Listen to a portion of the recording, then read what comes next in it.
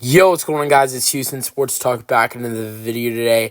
And today the Jacksonville Jaguars have fired general manager Trent Baalke, who has been the general manager since 2021. I think this move kind of came as a little bit of a surprise because, it was weeks ago that the Jaguars fired their head coach, Doug Peterson. And it's usually, you don't really see this much of a time jump where in the same offseason you're going to see a head coach and a GM fired.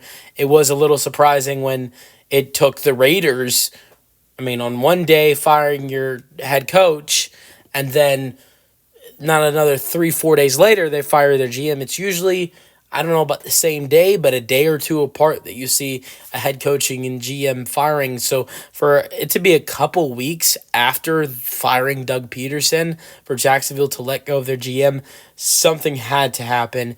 Now I could think of multiple reasons why the Jags could want to fire their GM.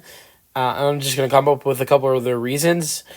For starters, I think the Jags hadn't been doing great in the draft. There have been a couple hits. Like drafting Brian Thomas was the best wide receiver in this rookie class and is a Pro Bowler in his rookie season. Absolutely fantastic. And I think he's a great player. And obviously that was a great pick by the Jags. But outside of that, there aren't a lot of huge hits from this draft for the Jaguars.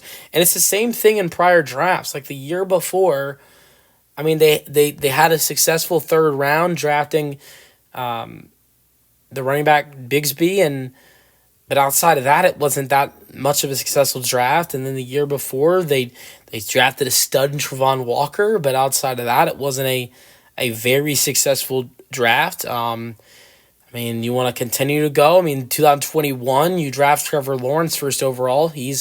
I think has had, even though there's been some struggles, has had a solid career and has looked good as a quarterback and it has a good future. But outside of that, I guess you drafted Travis Etienne in that draft as well.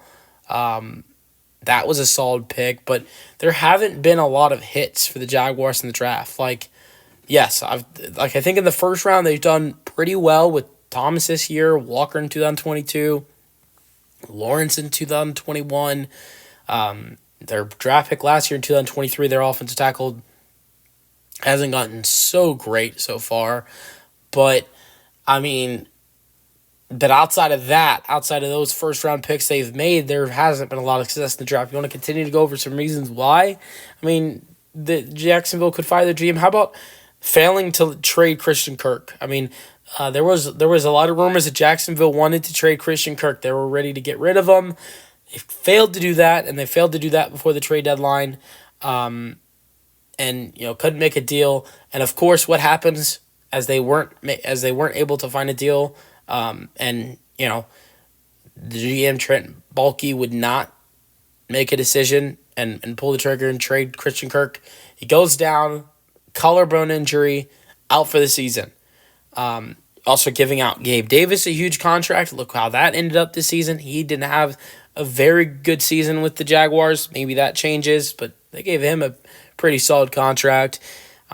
List goes on of reasons why the Jags could let go of their GM, but I think the obvious reason has to be with the head coaching. The decision of head coaching and what's happened in the last couple weeks. The last couple of days. Aaron Glenn and Ben Johnson are two guys that Jacksonville wanted. They go elsewhere in New York and Chicago, and then Liam Cohen was someone Jacksonville also were interested in. He decides to sign an extension with the Bucs to stay with the Bucs, so things haven't really gone their way in their head coaching department either, and I think that's the reason Jacksonville ownership are pulling the trigger on letting go of Trent Baalke. Let me know your thoughts on the firing in the comment section, and peace out.